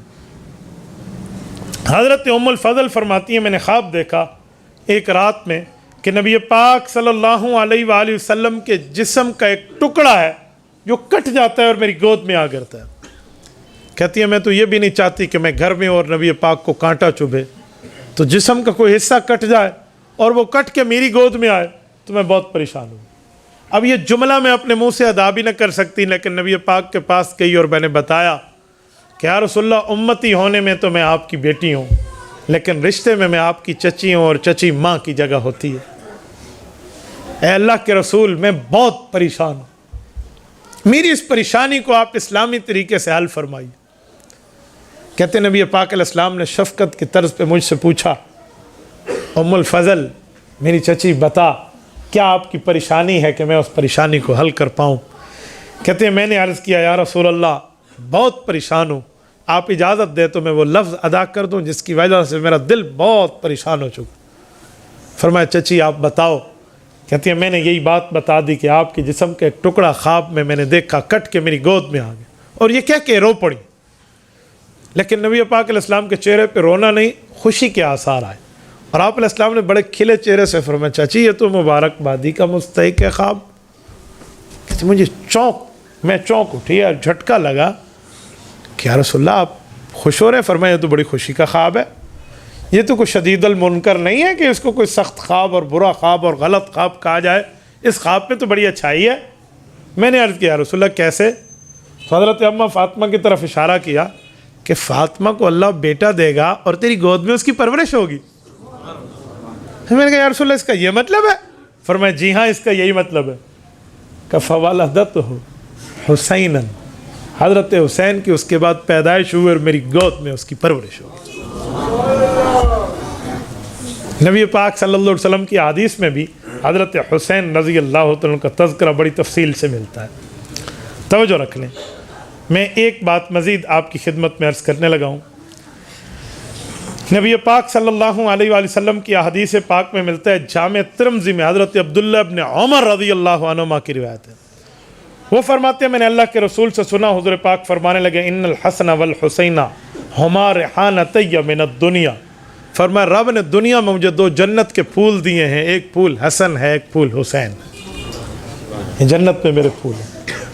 ریحانتی من الدنیا کا ایک معنی ہوتا ہے یہ وہ خوبصورت پھول ہیں جن کو دیکھ کے میری آنکھیں ٹھنڈی ہوتی ہیں۔ یعنی نبی پاک علیہ الصلوۃ والسلام نے اپنی آنکھوں کی ٹھنڈک دو موقعوں پہ فرمائی، ایک فرمایا قرۃ عینی فی الصلاۃ، نماز پڑھو گے میری آنکھوں کی ٹھنڈک ہے، اور دوسرا حضرت حسن حسین کو اپنی آنکھوں کی ٹھنڈک فرمایا۔ اس کا معنی ہم نے نماز بھی پڑھنی ہے اور اہل بیت کی محبت بھی رکھنی ہے۔ صرف نماز کا معاملے میں آنکھوں کی ٹھنڈک نہیں ہے، ہم آنکھوں کی ٹھنڈک مانیں گے تو پوری مانیں گے جہاں نبی پاک صلی اللہ علیہ وآلہ وسلم کے دل کو ٹھنڈک پہنچے۔ میرے دوستو، حضور پاک صلی اللہ علیہ وسلم کی حدیث پاک میں سنن ترمذی کے اندر ایک روایت مزید بھی ہے، اور یہ صحابی حضرت حذیفہ بن یمان رضی اللہ تعالیٰ عنہ، وکان سر رسول اللہ، صاحب سر رسول اللہ، ان کا لقب رسول اللہ کے رازدار ہیں، حضرت حذیفہ بن یمان رضی اللہ عنہ، بہت بڑے اسلام کے فاتح ہیں۔ یہ جو آپ اور ہم جانتے ہیں آذربائیجان کنٹری، آذربائیجان جو ملک ہے یہ آرمینیا کی سرحد پہ ہے، اس کی طرف اس طرف رشیا ہے، اس طرف ٹرکی ہے، سامنے اس کا جو ہے نا کیا کہتے ہیں وہ آرمینیا ہے، اور ایک طرف اس کا سمندر ہے۔ یہ آذربائیجان کا جو سمندر ہے دنیا کا واحد سمندر ہے جو اس ملک کے اندر چاروں طرف سے بند ہے، تجارت اس پہ نہیں ہو سکتی، کسی اور طرف نہیں جا سکتا، وہ ملک وہ چاروں طرف سے بس وہ کلوزڈ ہے، ان کے سمندر میں باہر جو کچھ ان نے کرنا ہے اس کے اندر کرنا ہے۔ میں نے آذربائیجان الحمدللہ گھوم کے دیکھا ہے، اور آذربائیجان کے کئی شہر گھومے ہیں۔ یہ آذربائیجان کا ذکر یہاں کیوں آیا؟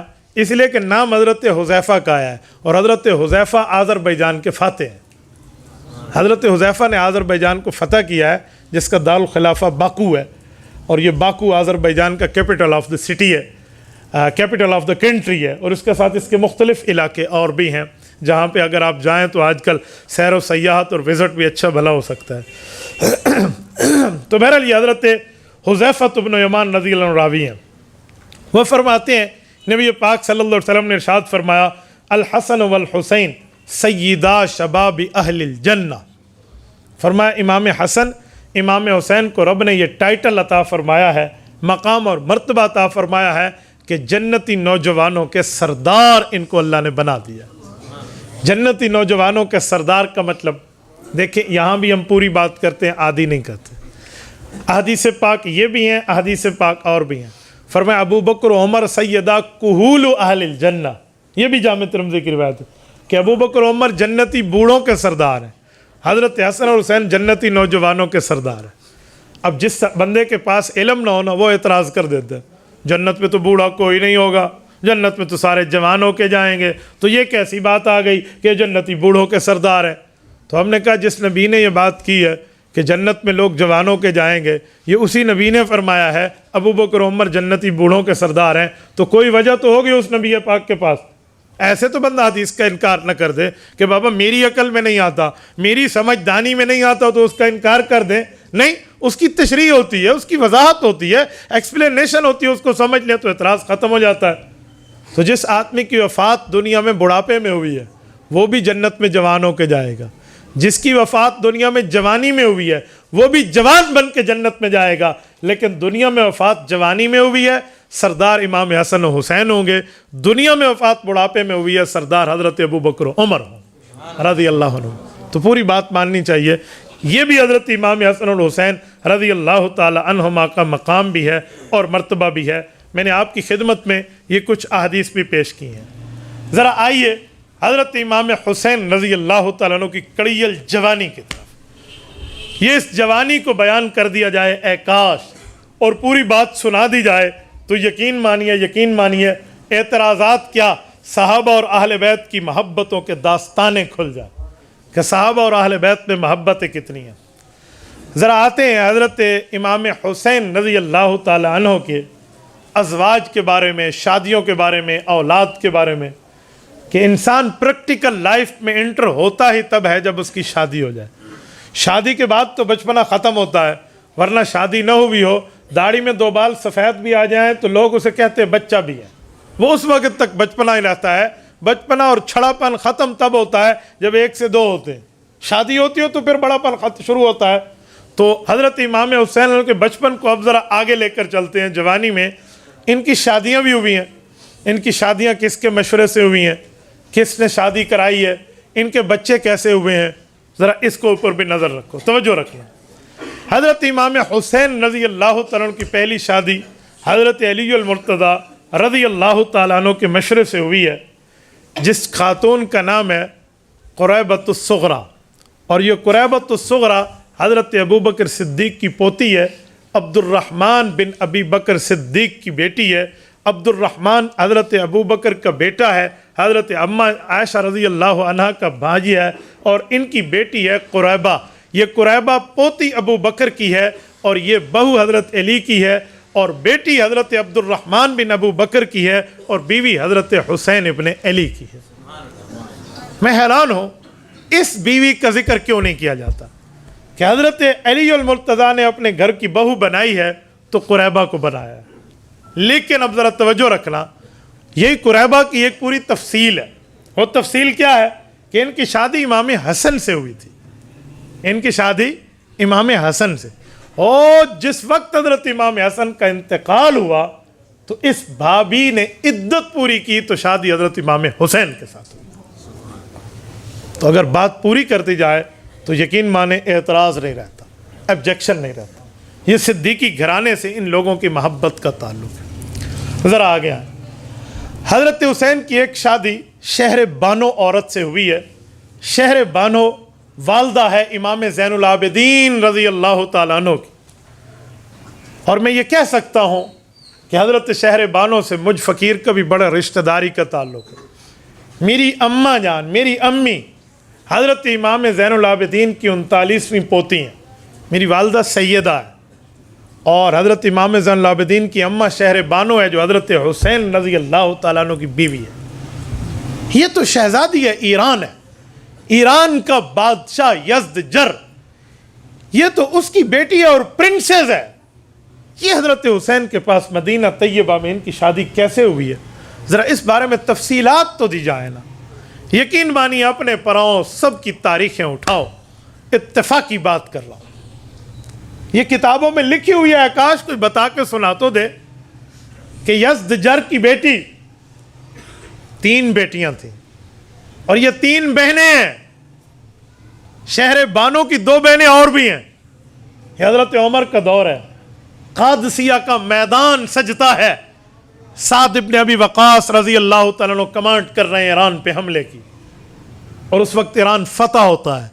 فتح ہونے سے پہلے ایران کے بادشاہ نے بدماشی یہ کی کہ ایک صحابی کو اپنے یہاں مذاکرات کے لیے بلوایا، تو وہ تو صرف ایک تلوار لے کر گئے، کوئی لڑائی کی نیت تو نہیں تھی۔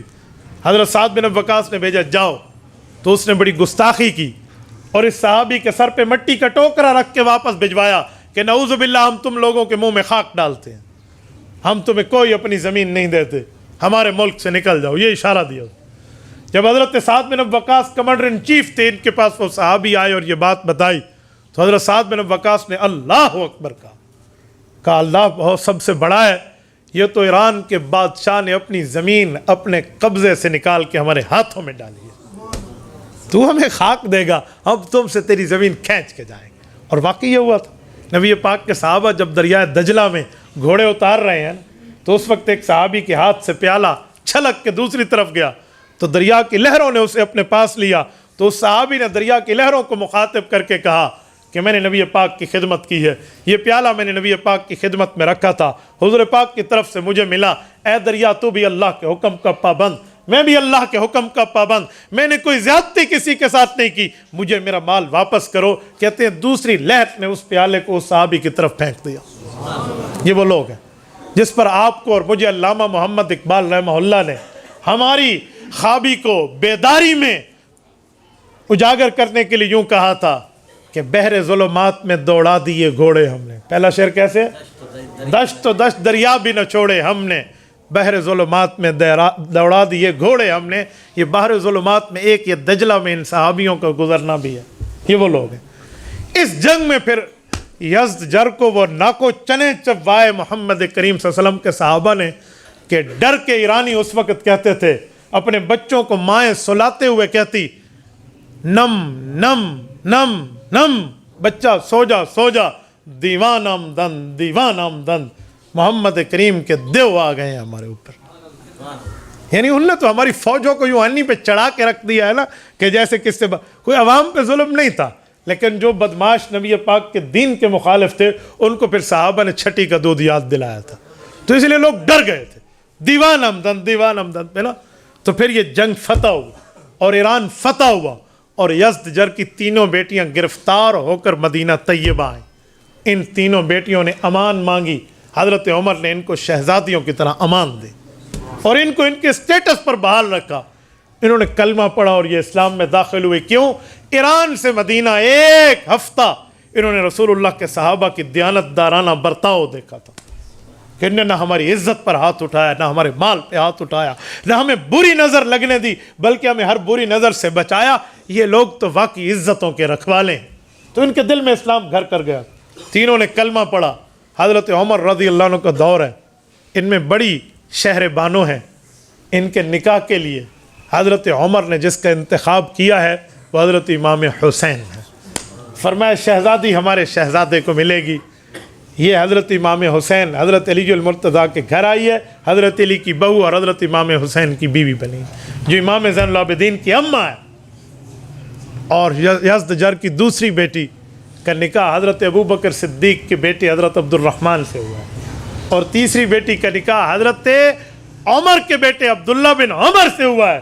اس لیے ان تینوں کی اولاد آپس میں کزن اور مسات کہلاتی ہے۔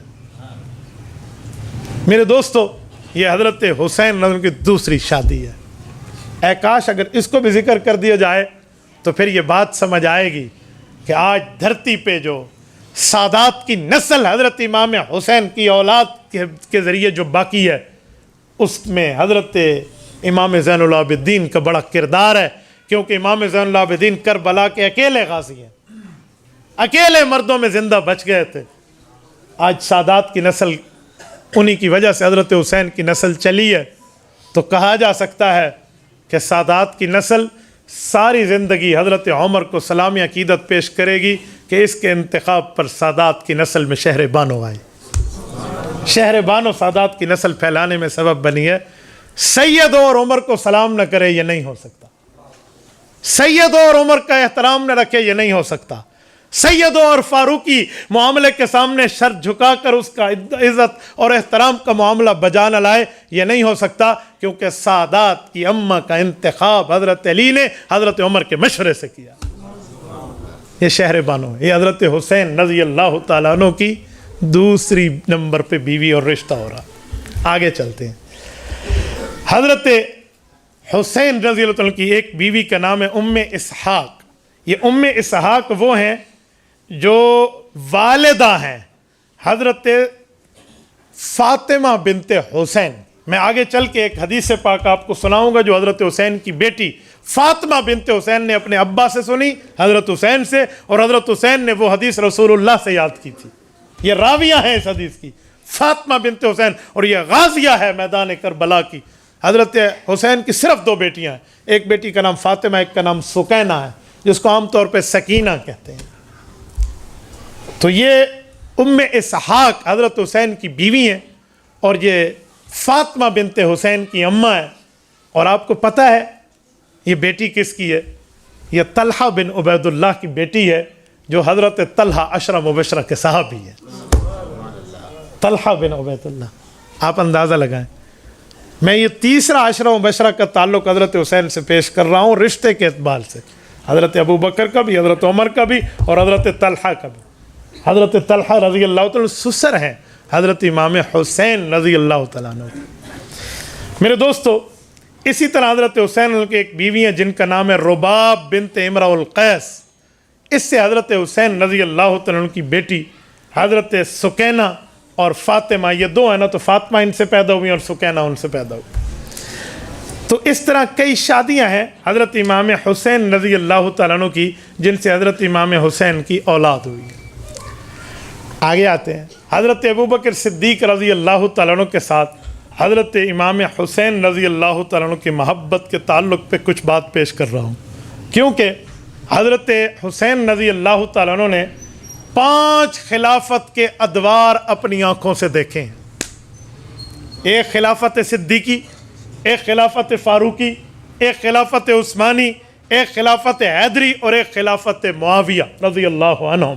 یہ 5 صحابہ کی خلافتیں ہیں، جن میں 4 تو خلفائے راشدین ہیں۔ خلافت راشدہ حضرت علی المرتضیٰ پہ ہے، اس کے بعد خلافت عادلہ ہے۔ پہلے خلیفہ راشد ہیں، ان کے بعد خلیفہ عادل ہیں۔ یہ 5 خلافتیں حضرت امام حسین نے دیکھی ہیں۔ اے کاش ان 5 کے اوپر بھی تو واقعات کی ڈھیر موجود ہے۔ ایک واقعات کا تسلسل ہے کہ حضرت ابو بکر، حضرت عمر، حضرت عثمان، حضرت علی، حضرت معاویہ رضی اللہ عنہم کے ادوار خلافت میں حضرت امام حسین ان کے شریک، ہم نوا، مشیر، قریبی، شہزادے، مجاہد، اور بعض جنگوں میں کمانڈر بن کے ان کی نگرانی میں گئے ہیں۔ ان کو بھی تو بتا دیا جائے۔ اگر ان کو بتا دیا جائے گا تو صحابہ اور اہل بیت کی محبت سامنے آئے گی، اور جب محبت صحابہ اور محبت اہل بیت ثابت ہو جائے تو مذہب جھوٹا ہوئے گا نا، تو وہ ایسے گھل جائے گا جیسے پانی میں نمک گھل جاتا ہے۔ اس لیے تو پھر بات نہیں بتائی جاتی، اس لیے بات نہیں سنائی جاتی۔ اگر سنا دی جائے تو پھر حقیقت کھل جاتی ہے۔ تبھی میں نے کہا ہے حقیقت چھپ نہیں سکتی بناوٹ کے اصولوں سے، خوشبو آ نہیں سکتی کبھی کاغذ کے پھولوں سے۔ میرے دوستو، حضرت حسین رضی اللہ تعالیٰ حضرت ابوبکر صدیق کے محبت کا میں ایک مرتبہ آپ کی خدمت میں ایک بات پیش کرنے لگا ہوں۔ صحیح بخاری کے اندر حضرت امام بخاری رضی اللہ رحمۃ اللہ علیہ نے حضرت ابوبکر صدیق رضی اللہ تعالیٰ عنہ کے بارے اہل بیت کے معاملے میں ایک بات ارشاد فرمائی تھی۔ حضرت ابوبکر صدیق رضی اللہ تعالیٰ فرماتے تھے، ذکر قرابتهم من رسول اللہ وحقهم فتکلم ابو بکر فقال والذی نفسی بیدہ لقرابت رسول اللہ صلی اللہ علیہ وسلم احب الی ان اصل من قرابتی۔ حضرت ابوبکر صدیق رضی اللہ تعالیٰ نے حضرت حسین حضرت حسن سامنے بیٹھے ہیں، سروں پہ ہاتھ رکھا، محبت کے ساتھ ایک بات ارشاد فرمائی جس لفظ کو حضرت امام بخاری نے نقل فرمایا۔ فرمانے لگے، اے لوگو، حضرت علی کی طرف دیکھ کے کہا کہ اس اللہ کی قسم علی جس کے قبضے میں ابو بکر کی جان ہے، اللہ کے رسول نے ہمیں اپنے رشتہ داروں سے صلہ رحمی کا حکم دیا ہے، میں وہ صلہ رحمی کے حکم کو بجا لاتا ہوں، لیکن جتنی خوشی مجھے حضور پاک کے رشتہ داروں سے صلہ رحمی کرنے پہ ہوتی ہے نا، اتنی خوشی اپنے رشتہ داروں سے نہیں ہوتی۔ یہ محبت کا تعلق ابو بکر اور خاندان اہل بیت کا برسر چوک بیان ہو رہا ہے، کسی کمرے میں چھپ کے بات بھی نہیں ہے، کسی کے کان کی سرگوشی بھی نہیں ہے، اور اس کو تسلیم کیا جا رہا ہے اہل بیت کی طرف۔ حضرت حسین کی عمر کل 10 سال کے لگ بھگ ہے جب حضرت ابوبکر دنیا سے جاتے ہیں، لیکن اس وقت کو اتنا زیادہ بڑوں والا کردار نہیں تھا۔ دور فاروقی میں جوانی بنی اور کڑیل جوانی بنی حضرت حسین رضی اللہ عنہ کی۔ حضرت عمر رضی اللہ تعالیٰ عنہ کے ساتھ حضرت حسین رضی اللہ تعالیٰ عنہ کا اتنا اچھا تعلق، اتنا مبارک تعلق، یقین مانیے کہ اس تعلق کو آپ حیران ہو جاؤ۔ اب توجہ رکھنا، یہ میں آپ کے سامنے الریاض النظرہ فی مناقب العشرۃ المبشرہ سے پیش کرنے لگا ہوں۔ حضرت عمر رضی اللہ تعالیٰ عنہ ارشاد فرماتے ہیں اپنے دور کا ایک واقعہ۔ حضرت عمر رضی اللہ عنہ ایک موقع پہ صحابہ کرام کے بیٹوں کو انہوں نے نئے نئے کپڑے عطا فرمائے. ان کپڑوں میں حضرت عمر رضی اللہ عنہ نے فرمایا یہ صحابی اس کے بیٹے کا یہ صحابی اس کے بیٹے کا یہ صاحب جتنے کپڑے منگوائے تھے وہ کپڑے ان صحابہ پہ ختم ہو گئے. حضرت حسین رضی اللہ عنہ کو کپڑا اس کپڑوں میں نہ مل سکا. جب حضرت عمر نے سوال ہوا کہ وہ، حضرت عمر نے فرمایا کاش آپ کچھ دن صبر کر لیتے تو آپ کو ایک سرپرائز ملتا. میں نے ان کپڑوں کی حیثیت دیکھی، وہ ان شہزادوں کے لائق نہیں تھی. میں چاہتا تھا اس سے اعلیٰ درجے کی چیز منگواؤں. میں یمن آرڈر دے چکا ہوں، آج کچھ ہی دنوں میں ڈیلیوری ہونے والی ہے اور میں نے اپنے ہاتھوں سے ان شہزادوں کو وہ حلے پہنانے ہیں. ریاض النظرہ میں ہے کہ کچھ دنوں کے بعد خاص قسم کے وہ اعلیٰ قسم کے ملک یمن سے بنے ہوئے ہاتھ سے وہ لباس بنائے ہوئے منگوائے گئے. تو ان کو حضرت عمر نے ان صحابہ کرام کے اولاد خصوصاً اہل بیت میں حضرت امام حسن اور حسین کو پہنایا اور پہنا کر پھر اس کے بعد ان کو دیکھا اور کہا میرا اللہ جانتا ہے میرا دل اٹکا ہوا تھا، آج جا کے مجھے دل کی خوشی ہوئی، دل کی خوشی حاصل ہوئی آج جا کر. میرے دوستو، یہ صحابہ کرام کے ساتھ ان دور کی محبت کی بات. حضرت عثمان رضی اللہ عنہ کا جو دور ہے، حضرت عثمان غنی رضی اللہ عنہ خلافت راشدہ میں واحد خلیفہ ہیں. جب یہ خلیفہ اور امیر المؤمنین بن رہے تھے تو ان کی اماں جان زندہ سلامت تھی. حضرت عثمان رضی اللہ عنہ کی اماں حضرت عروہ نے حضرت عثمان کو بادشاہ بنتے اپنی آنکھوں سے دیکھا ہے. حضرت عثمان غنی اور حضرت عثمان جب بادشاہ اور امیر المؤمنین بنے ہیں تو مجھے بتائیں کہ حضرت حسن حسین کا ان کے گھر کے ساتھ کیا تعلق تھا. حضرت عثمان کا گھر حضرت حسین کی خالہ کا گھر ہے، نہیں سمجھتے. حضرت اماں فاطمہ کی بڑی دو بہنیں حضرت عثمان کے گھر ہیں یا کے بعد دیگرے، تو خالہ کا گھر ہے نا. خالہ کا گھر اپنا گھر ہوتا ہے. اردو کی مثال بھی یہ دیتے یار تو نے تو خالہ کا گھر بنا لیا، تو خالہ جی کا گھر ہے، تو خالہ جی کا گھر اپنا گھر. یہ اردو کی مثال بھی اسی لیے بنی ہے. تو حضرت عثمان کا گھر تو حضرت حسین کے لیے خالہ جی کا گھر ہے اور واقعی خالہ جی کا گھر رہا. بڑی محبت بڑے پیار کا تعلق رہا. حضرت عثمان غنی رضی اللہ تعالیٰ عنہ کے دور میں حضرت امام حسن اور امام حسین باقاعدہ ان حضرات کے پاس آیا جایا کرتے تھے اور اس حد تک ان کے ساتھ تعلق ہوتا کہ کبھی سفر پہ اکٹھے جاتے، کبھی حج پہ اکٹھے جاتے، کبھی عمروں پہ اکٹھے جاتے اور کبھی جہاد کے سفر میں حضرت عثمان کے دور میں حضرت حسن حسین اپنی تشکیل کرواتے. آؤ میں ایک واقعہ آپ کی خدمت میں کتاب السقات لابن حبان سے نقل کرنے لگا ہوں. کہتے ہیں حضرت عثمان نے رجب کے مہینے میں عمرے کا ارادہ کیا اور ان کے ساتھ حضرت امام حسن، امام حسین، عبداللہ بن جعفر بھی شریک تھے. ایک مقام ہے السقیہ، اس جگہ پہ پہنچے تو حضرت حسین کو شروع میں تو بخار تھا، راستے میں تھا اتنا بخار ہوا کہ حضرت حسین اس جگہ پہ بالکل صاحب فراش اور بستر پہ آ گئے. اب یہ نہ مکہ ہے نہ مدینہ ہے، درمیان میں ہے، حالت سفر میں ہے اور حضرت حسین کا بخار اس حد تک ہے کہ بالکل صاحب فراش ہو گئے ہیں، بستر پہ ہیں. تو کیا کریں؟ کہتے ہیں حضرت حسین رضی اللہ عنہ وہاں بیمار ہو گئے تو حضرت عثمان اور حضرت عبداللہ بن جعفر کو حضرت حسین کی تیمارداری کے لیے وہاں ٹھہرایا اور حضرت علی کی طرف وہاں معاملہ بھجوا دیا. یہاں تک کہ حضرت علی المرتضیٰ نے ایک جانور اللہ کے راستے میں صدقہ کروایا. پھر وہاں سے حضرت علی المرتضیٰ آئے، اس معاملے میں قاصد پہنچا. حضرت علی بنو ہاشم کے دوستوں کے ساتھ نکلے، مقام سقیہ پہنچے، وہاں پہ جا کر ایک جانور اپنے بچے کے لیے اللہ کے راستے میں صدقہ کیا. حضرت حسین کے سر کے بال حضرت علی المرتضیٰ نے ترشوا دیے اور حضرت حسین کا احرام کیونکہ اب بوجہ مجبوری تھا اس کو ختم کیا، پھر اس کے بدلے میں دم دیا اور ان کی تیمارداری کے لیے وہاں ٹھہر گئے. ٹھیک ہو گیا. چند دن بعد یہ باقی حضرات کو تو بھیج دیا حضرت عثمان وغیرہ کو، یہ عمرے سے واپس تشریف لائے تو حضرت عثمان غنی وہاں، حضرت علی المرتضیٰ وہاں پر مقیم تھے. اس وقت حضرت عثمان غنی رضی اللہ تعالیٰ نے حضرت علی المرتضیٰ کو بتایا کہ ہم کبھی عمرے پہ نہ جاتے جب تک آپ یہاں نہ آ جاتے. آپ کے آنے کے بعد ہم گئے تھے، شکر ہے آپ آئے اور آپ نے بیٹے کو سنبھالا. آپ نہ آتے بیٹے کو نہ سنبھالتے، ہم نے بھی عمرے میں یہاں دم دے دینا تھا، عمرے پہ نہیں جانا تھا، حسین کی بیماری کو پہلے دیکھنا. یہ محبت اور پیار کی بات. میرے دوستو، حضرت حسین رضی اللہ تعالیٰ عنہ کے ساتھ حضرت عثمان غنی کا ایک معاملہ اور بھی ہے. طبرستان اس وقت ایران کا ایریا ہے، وہاں کا بحیرہ طبریہ بڑا مشہور ہے. اس جگہ کو جو فتح کیا گیا تھا حضرت عثمان کے دور میں، حضرت حسن، حضرت حسین رضی اللہ عنہما یہ دونوں شہزادے اس میں بطور مجاہد جنگ میں تشریف لے گئے تھے۔ یہ حضرت عثمان غنی کے دور میں گویا آرمی کا ایک حصہ بن کے حضرت امام حسن اور حسین رہا کرتے تھے۔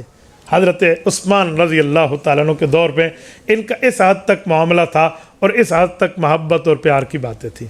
میرے دوستو، حضرت علی المرتضیٰ کا دور خلافت بھی حضرت حسین نے اپنے ابا کا بھی دیکھا ہے، اپنے خالو کو بھی دیکھا، اپنے ابا کا بھی دیکھا، ان کے ساتھ بھی بڑی محبت اور پیار کا زمانہ گزرا ہے۔ یہ تو گھر کی بات ہے، والد اور ابا والی بات ہے، یہ تو ساری دنیا جانتی ہے۔ تھوڑا آگے آئیں حضرت معاویہ کے دور پہ۔ حضرت معاویہ رضی اللہ عنہ کے دور میں حضرت امام حسن اور امام حسین کی محبت کا واقعہ کیا ہے، ذرا توجہ رکھنا۔ تاریخ مدینہ دمشق میں حضرت امام ابن عساکر رحمہ اللہ ایک واقعہ ذکر کرتے ہیں کہ ایک مرتبہ حضرت معاویہ نے ملک شام سے ایک شخص کو حضرت حسین کے پاس کسی کام کے سلسلے میں رکا دے کر بھیجا کہ آپ جاؤ اور جا کر یہ حضرت حسین کو رکا دو اور ان سے مسئلہ مدینہ میں حل کروا کر میرے پاس واپس آنا۔ یہ گویا ایک سرکاری دستاویز تھی۔ کہتے ہیں اس بندے نے حضرت معاویہ سے پوچھا کہ میں پہلی مرتبہ مدینہ جا رہا ہوں، میں حضرت حسین کو کیسے پہچانوں گا؟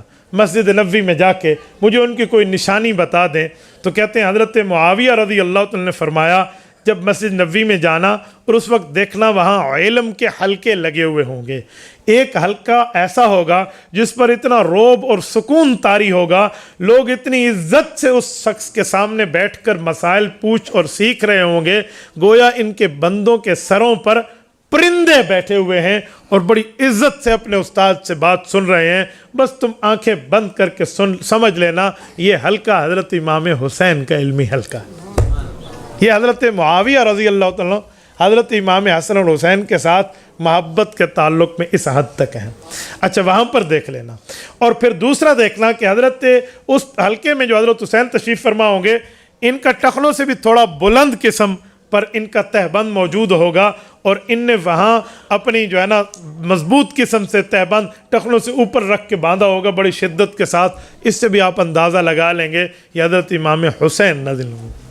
اچھا، یہ تو حضرت معاویہ کا تعلق۔ اب ان دو بھائیوں کا کیا تعلق؟ کشف الغمہ فی معرفت الائمہ، اربلی نے اس پر ایک تفصیلی واقعہ لکھا ہے۔ وہ کہتے ہیں حضرت علی المرتضیٰ رضی اللہ عنہ کی شہادت کے بعد حضرت امام حسن اور حسین اپنے ایک دوست کے پاس آئے جن کا نام ہے حضرت قیس بن سعد بن عبادہ۔ ان کے پاس تشریف لائے اور ان کو آ کر کہا کہ ہمیں چلنا چاہیے حضرت معاویہ کے پاس اور صلح کرنی چاہیے۔ تو کہتے ہیں ان نے جا کر صلح کی، حضرت معاویہ رضی اللہ عنہ کے پاس جا کر ان کے ہاتھ پر بیعت کی اور خلافت ان کے حوالے کی، اور اس کے بعد ان کے ہاتھ پہ بیعت کر کے خلافت کو تسلیم کر کے یہ حضرات واپس تشریف لے آئے تھے۔ مجھے بتائیں آج جس لوگوں کے سینے میں حضرت معاویہ رضی اللہ عنہ کو بغض ابل رہا ہے، ایمان سے مجھے بتائیں جس بندے کے اوپر حضرت امام حسن امام حسین اپنے دوستوں سمیت اعتماد کر لیں، کیا اس بندے کے اوپر کسی قسم کی بد اعتمادی ہو سکتی ہے؟ اگر ہوگی بھی تو پھر حضرت معاویہ پہ نہیں ہوگی، الزام حضرت حسن پہ آئے گا کہ آپ نے جا کے خلافت اس کے ہاتھ پہ کیوں دی۔ الزام حضرت حسین پہ آئے گا کہ آپ نے جا کر بیعت ان کی کیوں کی۔ اور جب تک حضرت معاویہ اس دھرتی پر زندہ سلامت تشریف رہے، اس وقت تک ان بھائیوں میں سے کسی نے بھی، حضرت حسن تو حضرت معاویہ کی زندگی میں انتقال فرما گئے، حضرت حسین نے حضرت معاویہ کی زندگی کے بعد بھی زندگی کے ایام گزارے ہیں، کبھی بھی ان کی زندگی میں اور ان کے وفات میں حضرت معاویہ کے خلاف ایک جملہ بھی نہیں بولا، ایک جملہ بھی۔ حضرت حسین یزید سے ٹکرائے ہیں جیسے ٹکرانے کا حق ہے، ہم آج بھی حسینی ہیں، ہم یزیدی نہیں ہیں، لیکن جہاں تک بات حضرت معاویہ کی ہے، ان دو بھائیوں نے نہ ان کے خلاف حیّن جملہ بولا ہے نہ میتن جملہ بولا، نہ زندگی میں بولا ہے نہ پس مرگ وفات بولا ہے۔ تو ان حضرات نے حضرت معاویہ کا اتنا احترام رکھا، اتنا مقام رکھا، اور انہوں نے بھی ان کی اتنی محبت کے معاملات رکھے۔ میرے دوستو، حضرات صحابہ کرام رضی اللہ عنہم اجمعین کا اس حد تک ان کے ساتھ تعلق موجود ہے۔ آئیں حضرت ابو ہریرہ کا ایک واقعہ سن لیتے ہیں کہ حضرت ابو ہریرہ حضرت صحابہ کرام کے ساتھ خصوصاً حضرت امام حسن اور امام حسین کے ساتھ کتنی محبت کے معاملات رکھتے تھے۔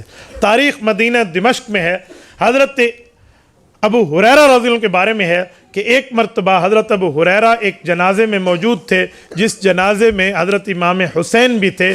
اس جنازے سے واپسی پر حضرت امام حسین تشریف لا رہے تھے کہ چلتے ہوئے تھکاوٹ محسوس ہوئی، ایک جگہ تشریف فرما ہوئے کچھ آرام کرنے کے لیے، تو حضرت حذیفہ کو دیکھا، حضرت ابو ہریرہ کو دیکھا، ان نے ایک چادر حضرت امام حسین کے لیے نیچے بچھائی کہ آپ تشریف فرما ہوں، اور چادر سے دوسری چادر سے حضرت امام حسین کے پاؤں اور ان کی جوتیوں کو صاف کرنے لگے اور ان سے محبت کرتے ہوئے کہنے لگے میرا جی تو چاہتا ہے کہ میں آپ کو کندھوں پہ اٹھا لوں، لیکن آپ مجھے اس کی اجازت نہیں دیں گے۔ میں نے اللہ کے نبی کو دیکھا ہے، انہوں نے اپنے کندھوں پر آپ کو اٹھایا تھا، لیکن مجھے اتنی اجازت تو دے دیں کہ میں اپنی چادر سے آپ کی جوتیاں صاف کر لوں۔ حضرت ابو ہریرہ رضی اللہ۔ حضرت عبداللہ ابن عمر ابن عاص صحابی ہیں، ان کے والد حضرت عمر ابن عاص ہیں رضی اللہ عنہ۔ یہ وہ صحابی ہیں جو اظہر العرب ہیں۔ جب یہ ایمان لائے تھے نا، توجہ رکھنا، جب یہ مدینہ آ رہے تھے مکہ مکرمہ سے، تو یہ اور حضرت خالد بن ولید اکٹھے تھے، یہ دونوں آ رہے تھے۔